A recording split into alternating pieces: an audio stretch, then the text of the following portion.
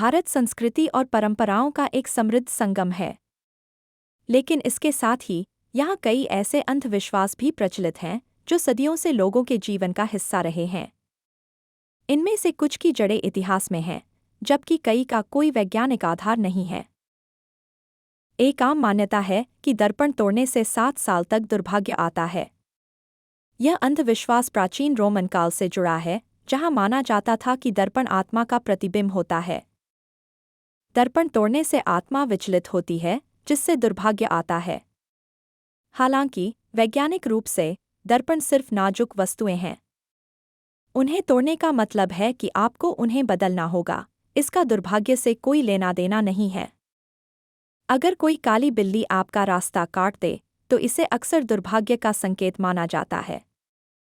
यह अंधविश्वास मध्ययुगीन यूरोप से आया है, जहां काली बिल्लियों को चुड़ैलों से जोड़ा जाता था।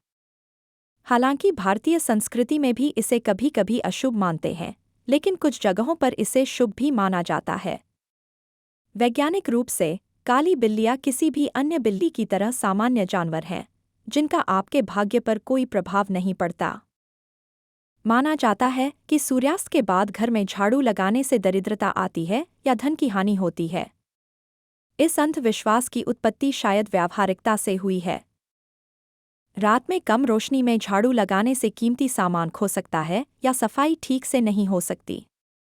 इसका वित्तीय बर्बादी से कोई सीधा संबंध नहीं है, यह केवल सावधानी बरतने की एक पुरानी सलाह हो सकती है। ये अंधविश्वास हमारी संस्कृति में गहराई से बसे हैं, अक्सर पीढ़ी दर पीढ़ी चले आ रहे हैं।